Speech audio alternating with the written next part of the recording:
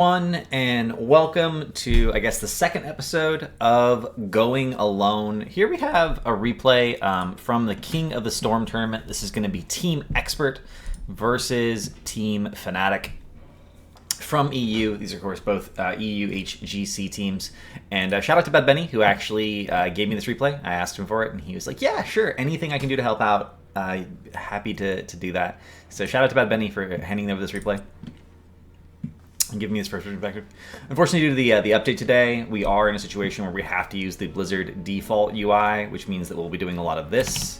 Sonya's on 4, Leoric's on 9, and then we'll switch back to the everyone camera. It's the only way we have to check cooldowns, which is obviously pretty important overall when it comes to talking about the solo lane and managing the solo lane. We're actually going to see some cool stuff here in this particular replay that is starting to happen a lot of pro games, particularly in EU, China, and Korea. And we're actually seeing this is a thing that's happening consistently at this point.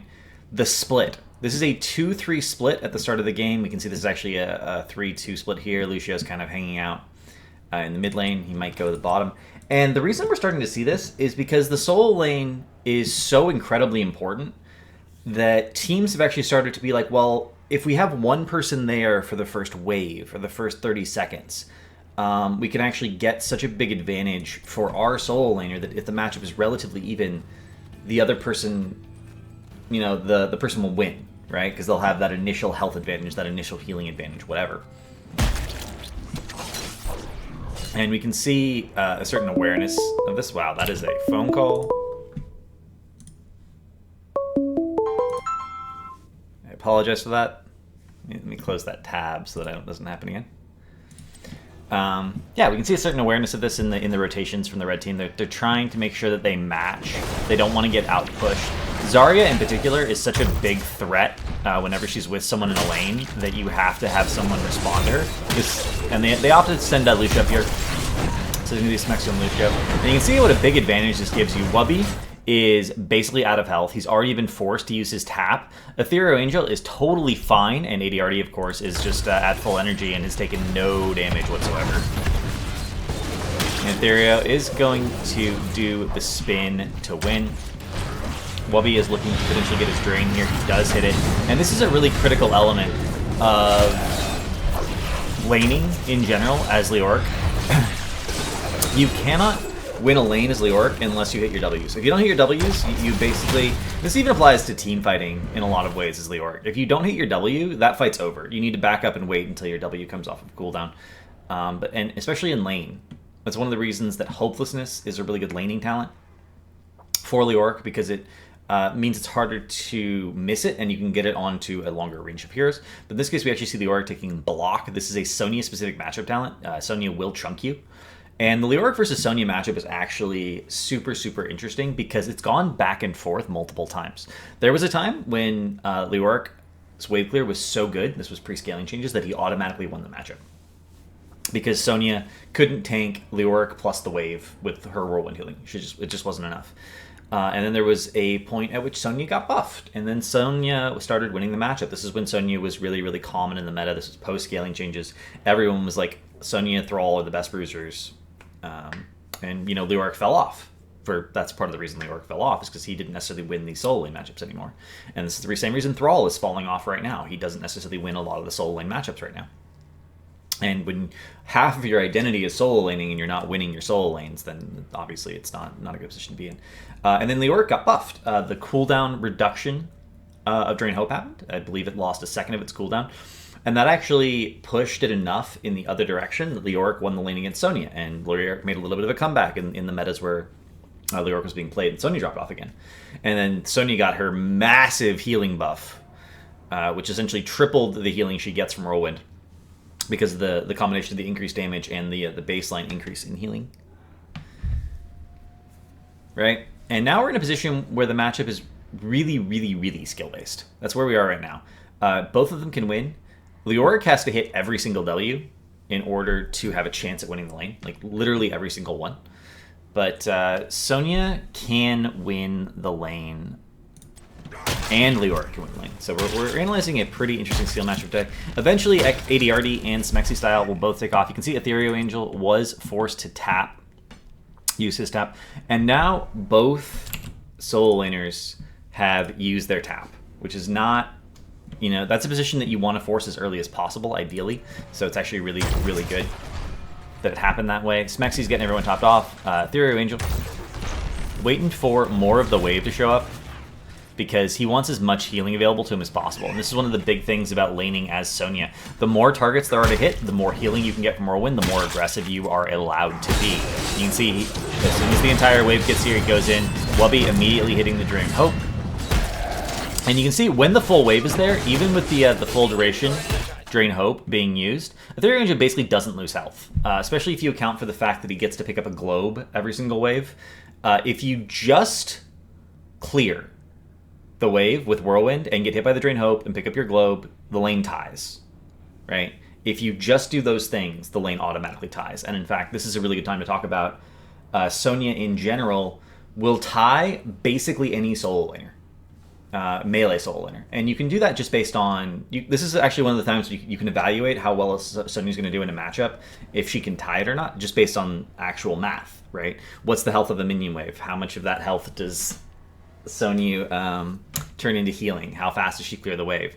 And the question becomes, does the melee hero Sonya's up against do more damage than Sonya heals off the wave plus the globe? If the answer is no, then Sonya can always tie the lane because there's no kill pressure on the Sonya. The one major thing that Sonya does lack as a solo laner is an escape. So if you have a rotational comp or comps that have a lot of globals, and you can dive the solo in the solo, if you can dive Sonya in the solo lane. But the point is, any melee hero needs help to win the lane against a Sonya. Sonya can always tie the lane in terms of soak, but one of the reasons that we always focus on Braxis Holdout in particular is because there's a point, right? And it's not just can you win the lane in terms of minions pushing, but can you win the point in terms of controlling the objective? We're going to get to that in a little bit. Is that the beginnings of his green screen? That is a green screen. The thing about green screens is they need a certain amount of consistent lighting from the front so that they will get blanked out by the chroma key, and I don't have a lighting setup yet. It's on the list. So, let me back that up actually.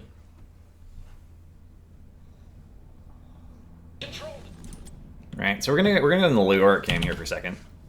Leoric knows Sonya's on the point. W is available, and he misses it, right? So as soon as Leoric misses the W, he's lost this lane. He's lost the point.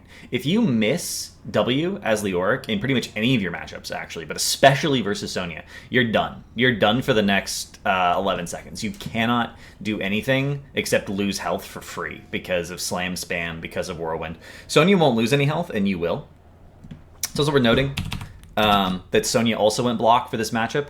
Leoric has one of the slowest attack speeds in the entire game.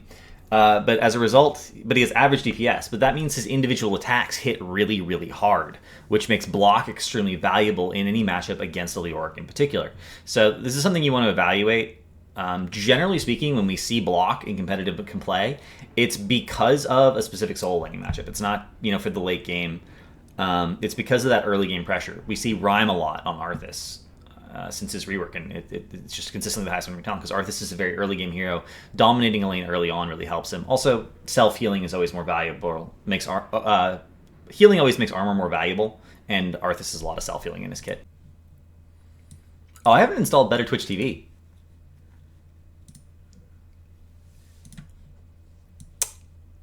Someone reminded me to install Better Twitch TV when I get a chance.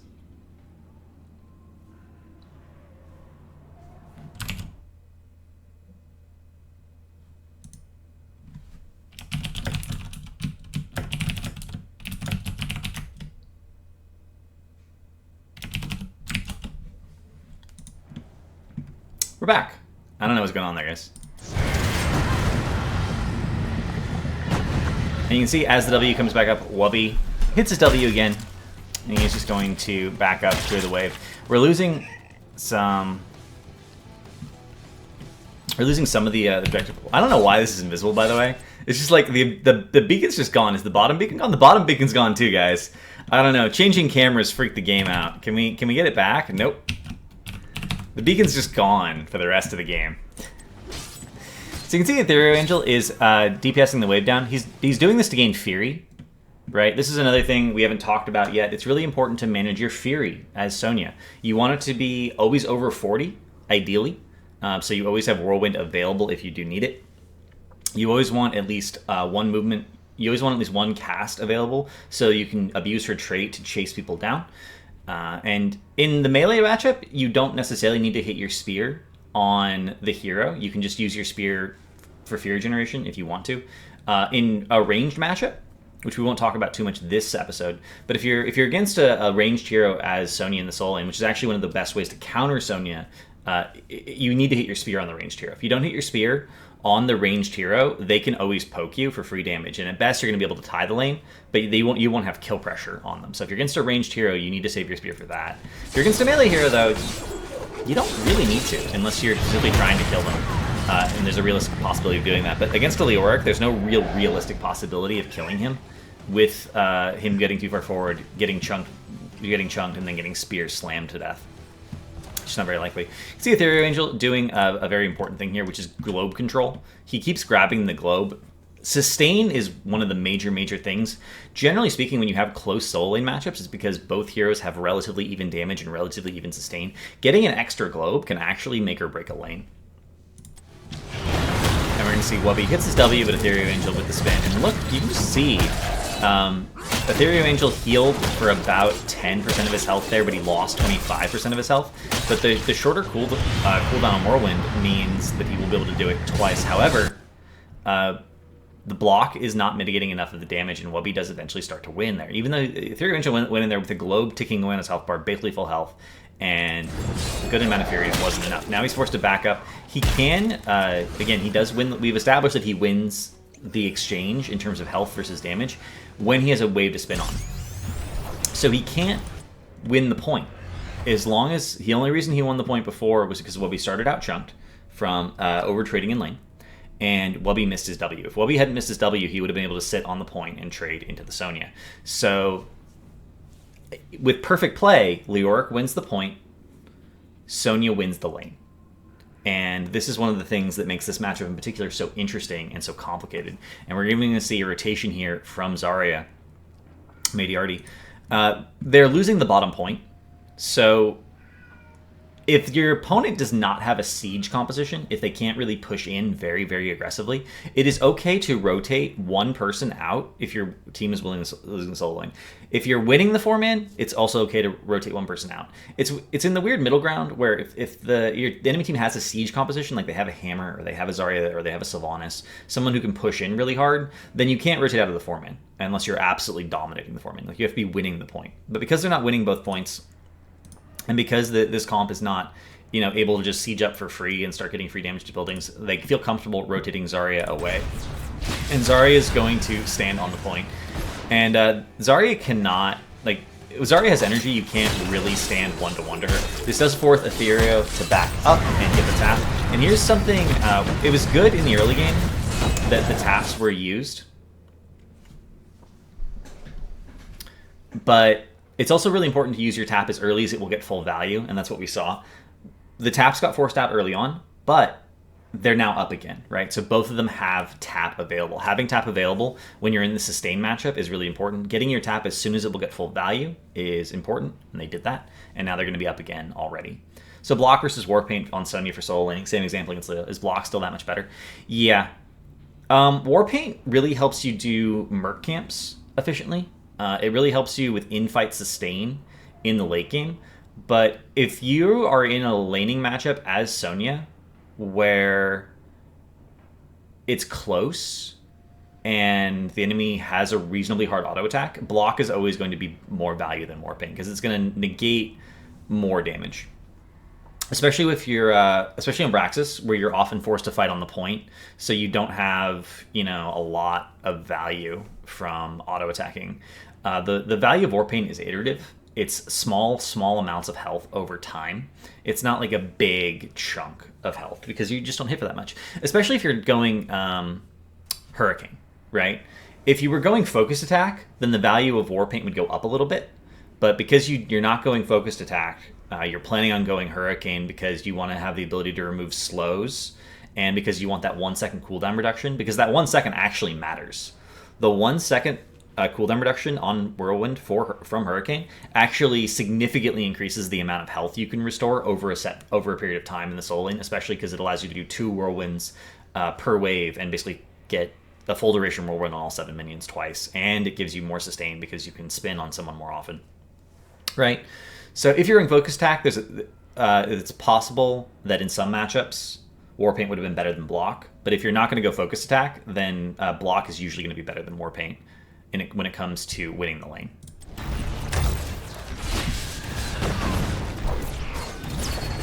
And again, the rotation. We see Smexy again rotating up. Needs to top Wubby off. And this is actually, again, one of the major downsides of not going hopeless is you see Wubby hit that that drain, and now he can't get it. He also now has Field Team to Death. We didn't talk about that. Field Team to Death is a really, really important talent for the solo laning Leoric because it's 1% per minion. Not per allied minion, not per enemy minion, per minion. Which means this is 14% of his maximum health every time. And this actually puts you in a situation where if you're healing for 25% every 11 seconds and then 14% every 30 seconds, plus you get a globe, which is another... I don't remember the exact number on globes right now, but it's like more than half your health bar every 30 seconds in the solo lane. It really makes it a lot easier for Leoric to dominate the matchup. And you'll never run out of mana. It is possible to run out of mana as Leoric in the solo lane. But it will never happen. It just won't. Post 4. Fields into Death is one of the best solo laning talents, like pretty much in the entire game.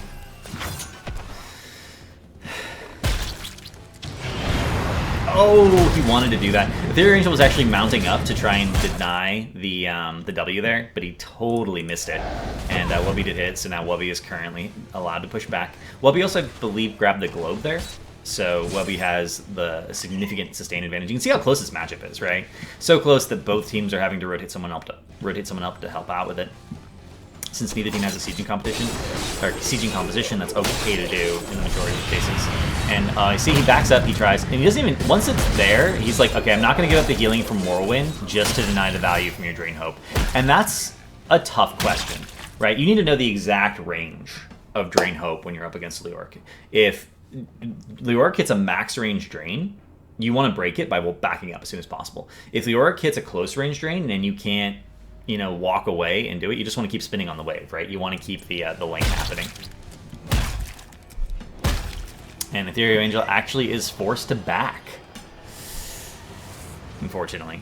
He won't miss out on any soak. He does get the instant health restore, and Wubby is going to be totally fine. It's worth noting that if Wubby had not gone Field Team to Death, this matchup would be a lot closer because his mana would actually start to get low at a couple points. But he loses the lane. He forces Sonya off, and then as a result, Sonya is forced to come back and continue to solo lane here. Bottom will be pushed out by his team. They're still relatively even in experience, and again, you can see Ethereal Angel with the nice body blocking there. He wants to force range walk out, and because he's full health right here, is going to be absolutely fine. Wubby is going to start to take some real damage. So is Ethereal Angel, but he'll have a wave here momentarily. And with that wave, he'll be able to get himself topped right back off, especially since he will be able to pick up the globe as well. And when laning against Sonya, you actually don't want to stand in her Whirlwind. Because remember, you gotta remember, Whirlwind's healing is tripled against heroes. So Whirlwind's healing on a minion wave is like 25 to 40% of Sonya's health bar. It's actually a significant amount of her total healing, not counting the globe. Again, the globe is a whole other thing unto itself. So if you're standing in range of Whirlwind and actually getting hit by it, you're giving up free damage to the Sonya, but you're also giving up a lot of free healing. And Leoric's attack speed is actually slow enough that you can joust almost, right? You can auto attack, back up, walk back in, auto attack, back up, walk back in. You only get hit by a couple of ticks that way, as opposed to all of them. And you'll still be getting off your auto attacks fairly consistently.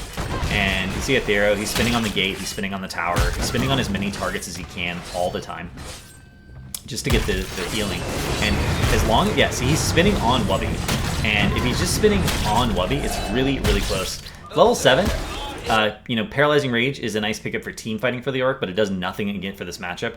But Ferocious Healing is actually a big pickup for Sonya. It's a 10-second cooldown, 10% of her health bar, and you can see how narrow the margin has been, right? Frequently. And you see Ethereal backing up, grabbing the globe. It's going to be absolutely fine. You can see how narrow the margin has been in a lot of cases in terms of who's exactly winning. If one Whirlwind gives Sonya, you know, let's say one Whirlwind gives Sonya like 20% of her health if it's just on Leoric, or 15, 18%, something like that. 10% of your health from Ferocious Healing suddenly means that you're healing for more damage than each W is doing every 10 seconds. That's a lot of damage, right? That's a lot of damage mitigated. Here we see Wubby trying to freeze the lane, not exactly sure where the Sonya is. And with the big wave build up here, this is 7 minions plus I think 3 more from the previous wave, right? That means that Sonya is essentially healing off of 13 minions if you count the fact that she's also hitting Wubby. That's a lot of healing. In-game sound louder than my voice. Sorry about that. One of the things about loading replays from previous versions of the patch is that it does constantly reset the volume. I apologize, it's been a little loud, guys. Thank you for the feedback, awesome.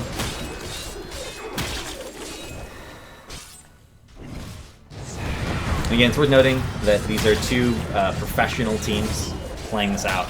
So this is as close as perfect to this as this matchup as you're gonna see played in a lot of ways. Oh, misses the W. And as soon as he misses the W, Wubby's out. He's like, I have to leave. There's nothing I can do. I am useless for 11 seconds. If I don't immediately leave, I can die. And here's one of the times when you actually can save the spear. If you are up against Leoric, who's consistently missing his Ws, or you're consistently managing to juke them, and he's at this level of...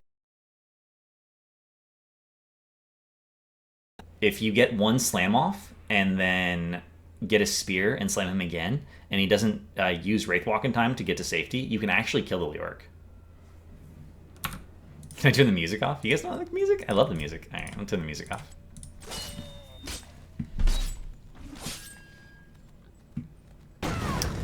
Starting to get free damage on the structure.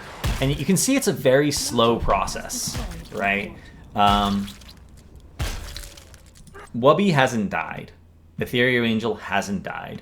Both of them have had to have someone rotate up to help out with the sustain mechanic. And Wubby definitively won the point. As soon as he missed one W and lost the point temporarily, but as soon as he got back to full health, came back on the point, hit every single W, he won the point. But Ethereal Angel is winning the lane. Tower, dead. Tower, dead. Gate, dead. So this is one of those situations where the sustain from Sonya is so high that she can actually, if she plays patiently, eventually win the lane in terms of siege damage. You're never going to kill a good Leoric. It's just not going to happen. If a Leoric makes a mistake, then you can kill him. If he gets low at the wrong time, misses W, you have Spear available, and he doesn't realize how much danger he's in and doesn't use Wraithwalk at the right time, you can get the kill. But you can't win the lane as Leoric with the way the numbers are right now. You can win the point, though, and it's really, really significant that you can win the point as Leoric. That's Wrath pops. Wubby's gonna leave immediately. There's really nothing he can do. We're gonna see Etheria. Etheria actually can't burn Fury fast enough to maintain Wrath at this point. We're gonna see him rotate out. Looks like they're gonna go for some sort of boss play. This is where the solo lane kind of ends. It's gonna continue on post this point for a little bit, but the scaling advantage and just with the temporary talent tier advantage, we are gonna see a little bit of a different dynamic. Boss is going to be pushing, so they're forced to come up. We're going to see Etheria just clear the lane. Doesn't want to die. Bottom beacon will be captured. The rest of his team will rotate up. It's unusual. It's not impossible, but it is unusual for solo lane matchups to continue much past level 10. Especially extended ones. Like that matchup basically lasted the first 7-8 minutes of the game, right? That won't happen on every map. It tends to happen a lot on Dragonshire. It tends to happen a lot on Braxis Holdout. On Dragonshire, the Soul Lane matchup tends to go until the fort's done. Once you've killed the fort as a Soul Laner, it's too dangerous to continue to push in. So, but this is, again, why a lot of the times for this show, we're going to be focusing on Braxis and Dragonshire, because those do have the longest matchups. 10 is picked up for both teams here. I've been told that people get mad at me if I don't show the conclusion of the game. Vala going down. Picking up Vala, right, without a shielder was a little bit of a risk. They do have Sound Barrier, but it's already used, and it wasn't enough. We're going to see Leoric in the bottom lane dealing with this. He's just trying to get soaked. This is another thing that doesn't get talked about quite enough. If you're the solo laner in a composition, it's also because you tend to be strongly independent. You have an escape, you have sustain. If your team's ever behind in experience and you're the solo laner, you're also going to be the person who's like soaking off on their own to try and catch your team up in a lot of cases, right? So we can see Wubby's down here doing this, and Ethereal Angel's already starting to rotate to do it as well. He's also grabbing the point, but he will go. I believe he goes and gets this experience. They got as much as they could off of the win there, off of the push. They're going to establish control of the beacons. Maybe they'll grab the camps. Ethereal Angel's doing warding things. Again, the major weakness of Sonya, she lacks an escape, so he can't be too aggressive in the way he tries to do this. As soon as he gets spotted, he immediately backs away. As soon as his team's there, he will turn around. He knows he has the shield. And we are going to see the Expulsion Zone come out in Tomb onto ADRD. Looks like the heal will come through. I think he actually has his shield available. He's just saving it until he gets focused, but unfortunately he's not getting focused because of the awkwardness of that choke. And that's going to be a huge condemn. Bad Benny. Such a good Johanna player. And they will reestablish control of both points. Fnatic is pretty much waiting for Sound Barrier to come back up here. It's one of those things, there's certain cooldowns that you absolutely need for a fight, depending on what your composition is. And in Fnatic's case, it's Sound Barrier. They need Sound Barrier to have a realistic chance of taking a fight, because the focus on the ball is going to be too big otherwise, and they're going to need that shield. And there it is. They are going to get the Detainment Strike, but it wasn't enough. They did manage to hold the point for long enough. Now we're going to have a pretty big Zerg wave against, this lane's already completely pushed in, so the Zerg wave, just the initial base Zerg ones are basically going to do nothing. And it's in the best interest of Team Expert either continue this fight here or get a win. They get the kill on the Lucio, nicely done. And Leoric goes down as well. And I think they win on this push, so we'll just fast forward here.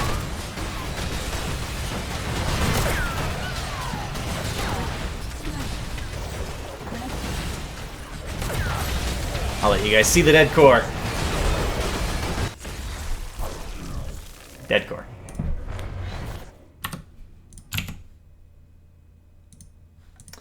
And that's how the Leoric versus Sonya matchup ought to go. Sonya should win the lane, and if you're on a map where there's a fixed point of control, like Dragonshire, like Braxis Holdout, then Leoric should win the point.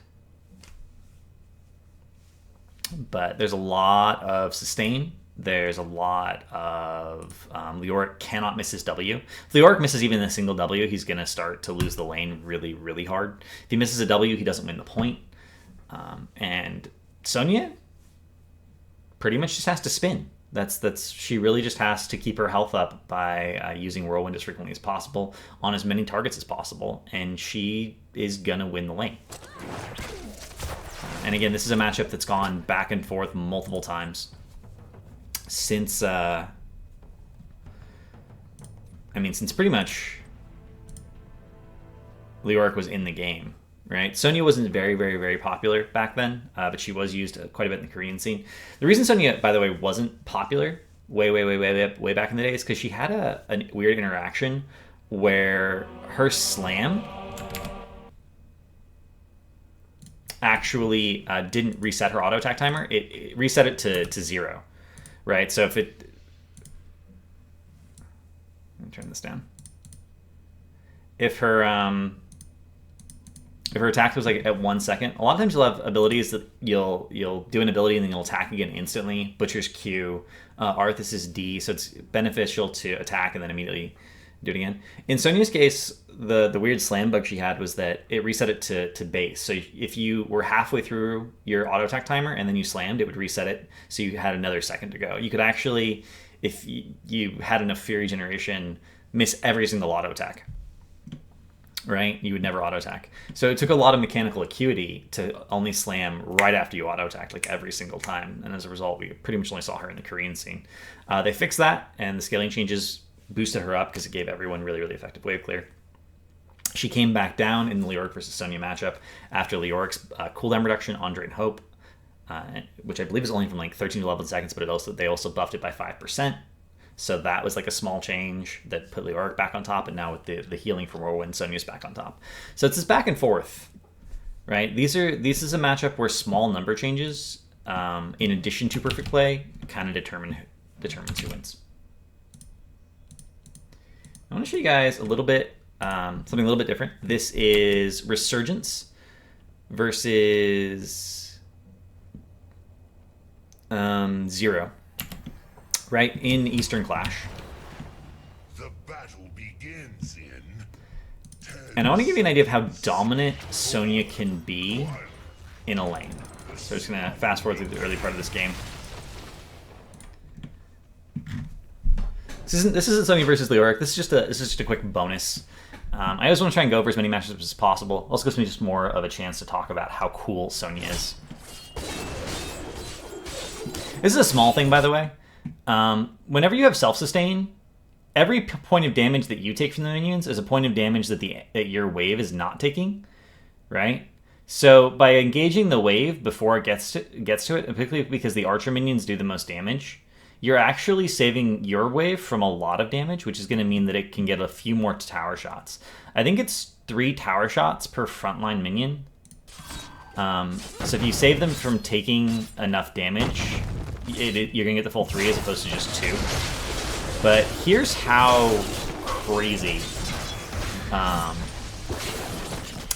strong Sonya is in the solo lane. Illidan and Tassadar are going to be up here for the entire first part of the game.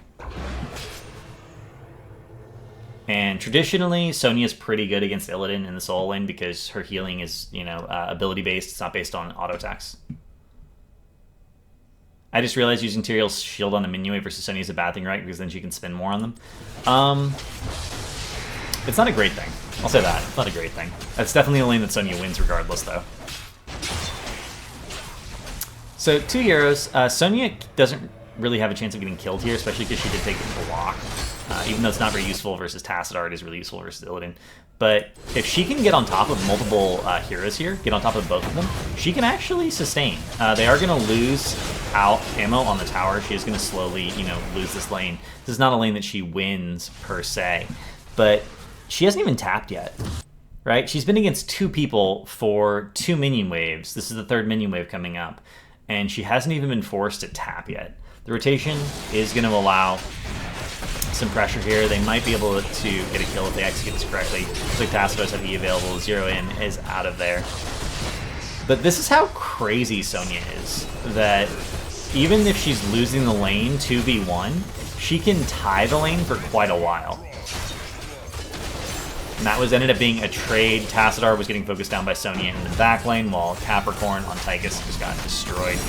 And again, extremely low health, gets the Q, and the nice ends up getting the kill there as well. Heals up, takes damage from the death explosion, but is going to be totally fine. That's how insane Sonya's sustain is. For a good bit of that, for literally a minute and a half, which is longer than most heroes could hold out, she was in a 2v1. And yeah, they got 3/4 of damage on the tower because it was Illidan and Tassadar, and Illidan has evasion, Tassadar has the shield, which obviously mitigates a lot of damage. But Sonya didn't lose the lane quickly, even though she was losing the lane, and she managed to sort of maintain her health and maintain pressure on the enemy team. This is how crazy Sonya is as a solo laner right now in 1v1s or even 2v1s against melee heroes. That's how good she is. That she can pretty much win any melee lane, and she can tie even oddly numbered lanes because of how much sustain she has on the wave. So it's a slow thing. I feel like people a lot of the time want to just be like, get a kill. Kills are how you win lanes. It's the slow pressure, as we saw in that first game. Ethereal Angel, got the wall. He didn't actually ever kill Wubby. He just eventually slowly got the wall. That's all he really needed to do. Soul winning is about building up an incremental advantage in the lane, whether that's having a bigger wave, getting more damage, using your sustain more efficiently, whatever. It's about building up an incremental advantage in the lane and trying to deal with the experience side as much as possible. Whether that means killing the opponent so that they can't get the experience, or freezing them out of the lane because they're just too low. Freezing is something that shouldn't happen in real soul laning matchups. It's something that tends to happen more traditionally when you have a good soul laner against a hero who's not a traditional soul laner. Like Thrall versus Jaina. If you have a Thrall versus Jaina matchup, it's not in Thrall's interest to clear the wave. He should sit there, mounted, wait for Jaina to come out to try and clear, and then kill the Jaina, right? Or at least chunk her so hard that she can no longer come out and try to clear the way. Yeah, that was just a quick brief, I guess. So now we'll have a quick Q&A. If there's any questions about Sonya's soul laning in particular, I'll be happy to take them. What if Illidan and Tass just stood next to the minions and zoned Sonya out? When's it better to push the lane to drain ammo versus zoning the other guy?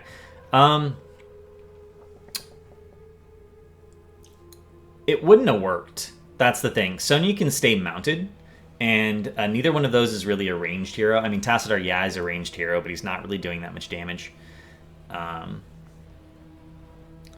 So it's better to push the lane to drain whenever you're winning the lane, and it's better to zone the other guy out if the other guy isn't really a soul laner. Because if they're really a soul laner, you can't zone them out. In what cases should Sylvanas soul lane? None. Sylvanas should literally never soul lane. Sylvanas is a force multiplier. And multiplying the force of one person is like, whatever. Multiplying the force of 4 people is a little bit better. Just, you know, little bit. So, as a general rule, Sylvanas should never be in the soul lane.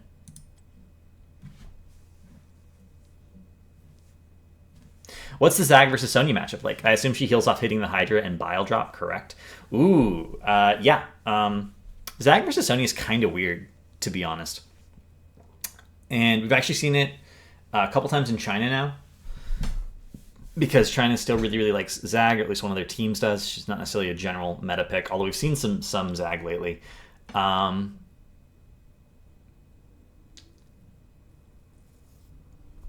Any ranged hero against Sonya, you have no kill pressure if you can't get on top of her.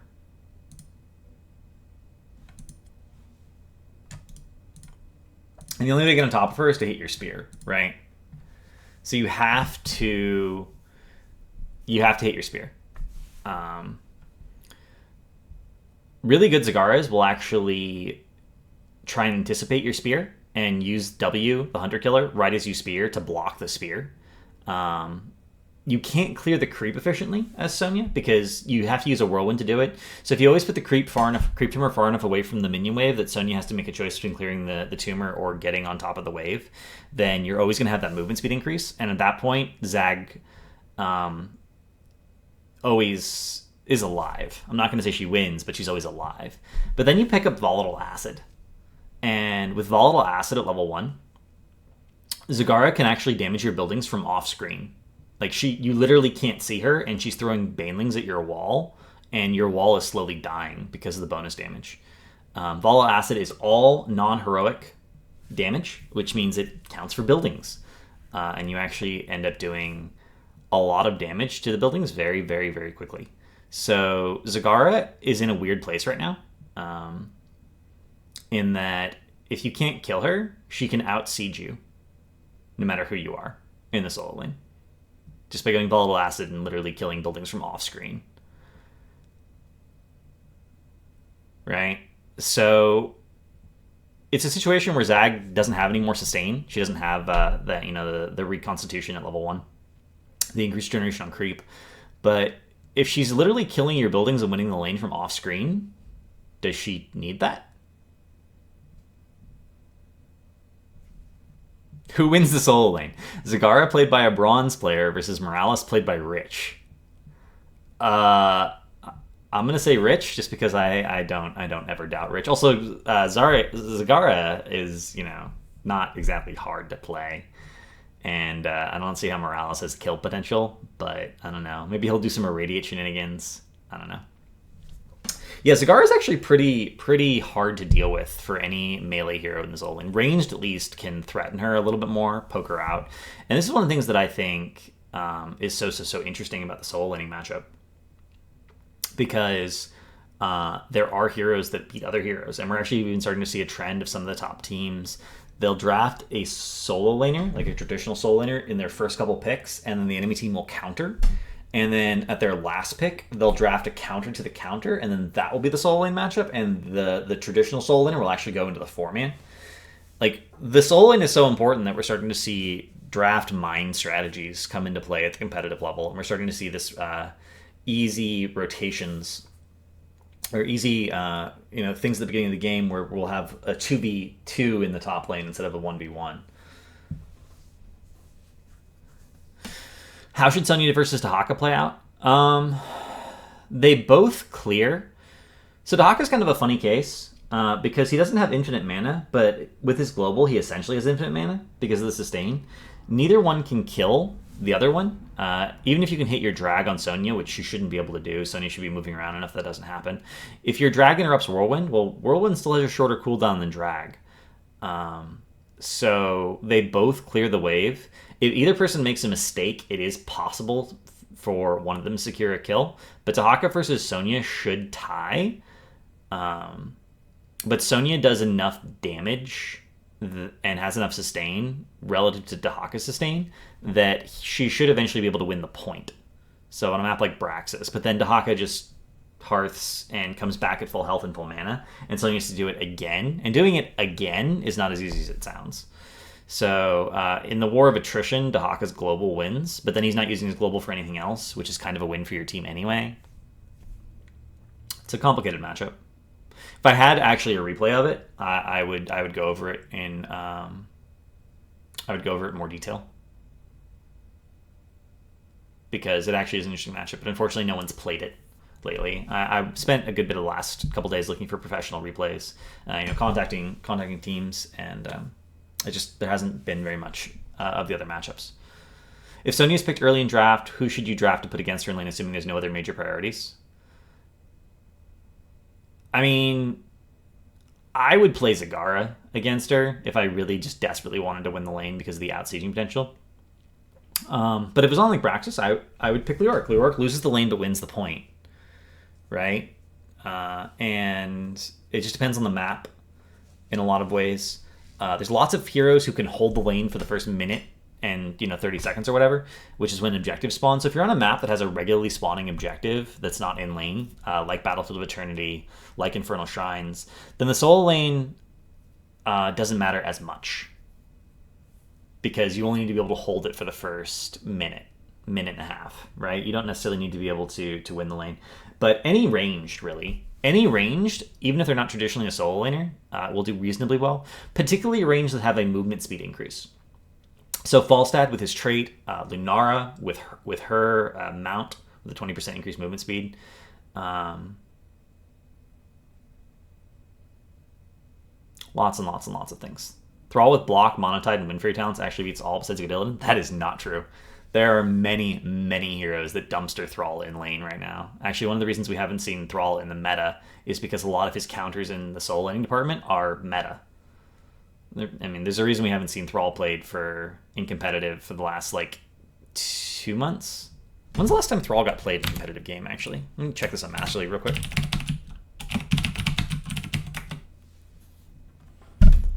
Yeah, if I really wanted to counter Sonya in lane, I would probably pick a ranged hero. That's the easiest way to do it. All you have to do is dodge the spear, and at that point you win. Or at least tie.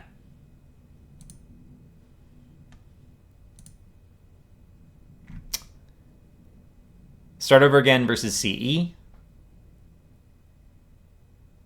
In HGC China. Oh, it's actually this week. Man, I wish I had this replay. Let's see if I can contact someone in China and get that replay. That would have been great for the show. King of the Storm, B Genius, they lost. When's the last game Thrall won? Eastern Clash, Team Face Check versus E-Star. Gale Force Esports versus Infamous. Yeah, we haven't seen Thrall in a while, guys. At least not winning.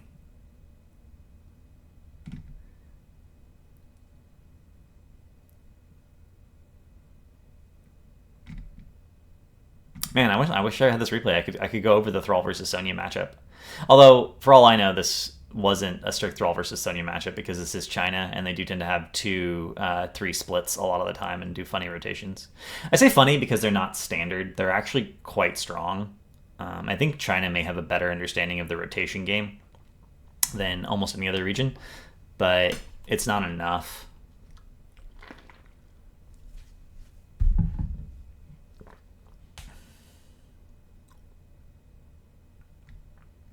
Maybe see if anyone sells a Sonya versus the Hawk replay. I could do that. Once Sakazi's into solo lane, you should just leave and push hard somewhere else. No. If you're the solo laner, you never leave the solo lane. Your job is to manage your lane. Wave clear enables rotations. I wrecked a Sonya going block as well, though, so I don't know. I need to play that more, guys. Well, that's one of the reasons that I want to do the show, because there's always the element of skill involved in a lot of the skill-based matchup. Thrall versus Sonya is a skill-based matchup in a lot of ways. Sonya should go block into Thrall, right? Did the Sonya go block? If the Sonya went Warpaint, then she made a mistake. Sonya should go Hurricane for the 1-second cooldown reduction and the root removal. Did Sonya go Hurricane into Thrall? We don't know. Sonya should want to fight on the wave and on the wave only, because that's where she gets the majority of her sustain. Was Sonya fighting you off the lane? That's a matchup where Thrall doesn't really have an escape, which means that if he gets low and you can Q him, you can trade more damage into him with slams, especially because you have a movement speed increase, which means you can often get around him and body block him and force him to eat even more slams. Was she body blocking you? Was she saving her Q for when you were out of position or when you were low to try and put more free damage onto you when your cooldowns had already been used? We don't know. We just don't know. And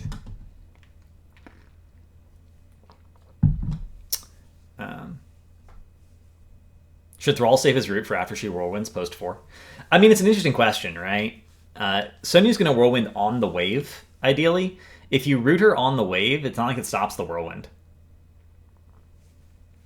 So you're in a position where it doesn't necessarily make that much of a difference. General soul laning question, what's the overall value of a soul laner on Cursed Hollow? Cursed Hollow is a big enough map that what we've started to see consistently in pro play is either 2-1-2s or 1-1-3s. And when that happens, the 1 tends to be swapped. So it's 3v1 in one lane and 3v1 in the other lane for the other team at a high level of play, right? That's what we're seeing in professional. So the most important priority you have is not dying. Generally you need to sustain an escape vision mechanic. In the case of the 3v1, where you're just trying to hold the lane, you just want anti-siege potential, which means you need some sort of a sustain to make sure you don't die in the lane. The value of a soul laner on Cursed Hollow is pretty low overall.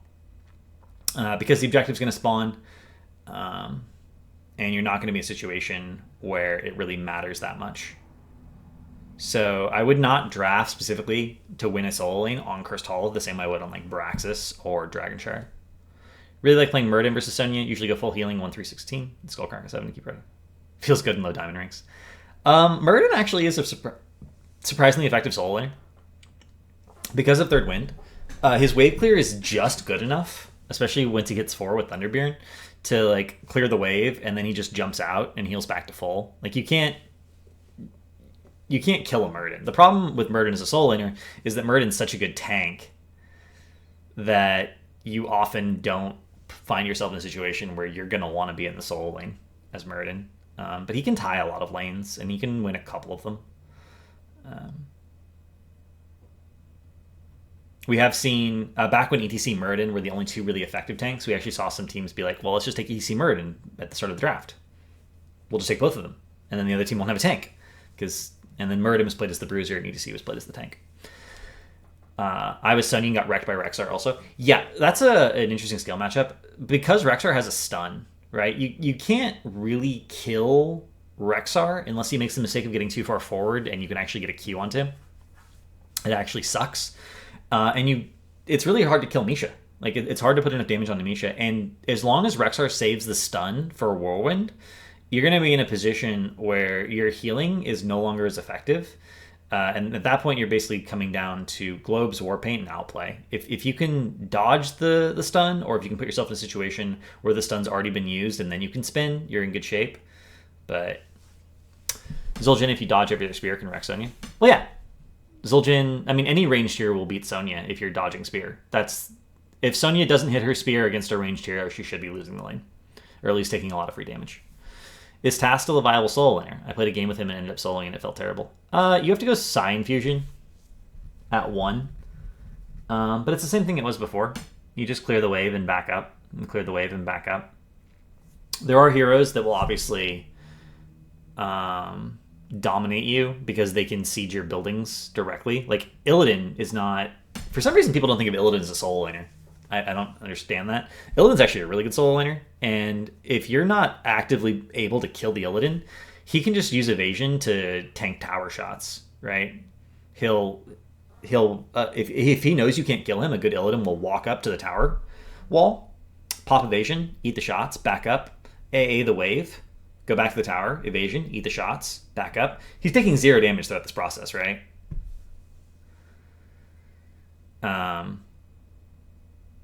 Which means that you're going to eventually be in a situation where Illidan's killing your towers for free, and there's nothing you can do about it.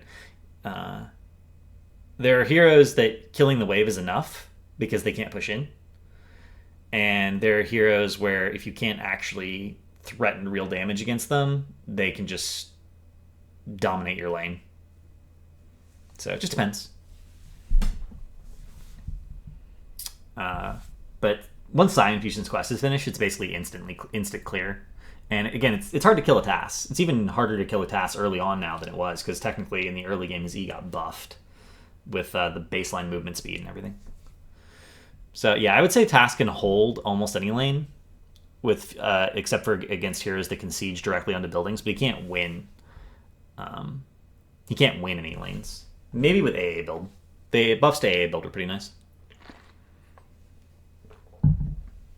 I will say that I beat Sylvanas as Tassadar in the solo lane the other day. Sylvanas shouldn't be solo laning, though.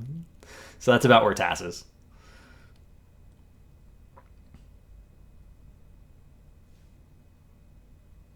Any other questions, guys? It's been about an hour. I think having the show go for about an hour is about what I want to happen.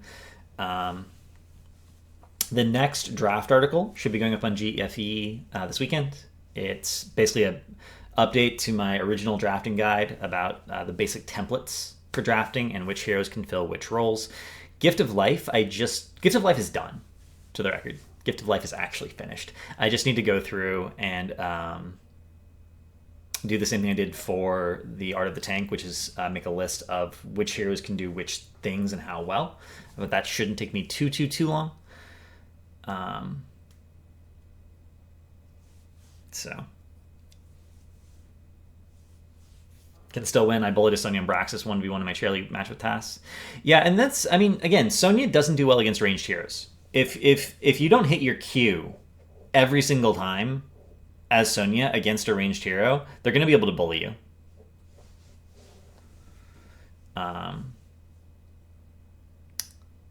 Yeah. It's just, it's more complicated than it sounds. It's one of the reasons I wanted to do Sonya. The other hero I was thinking about doing was Zagara, because we started to see her so much in the Chinese meta, and I think people are going to be curious about that. But yes, I did, Boo. Thank you. Looks like I'll have to download these VODs and clip them together. All right, sounds good.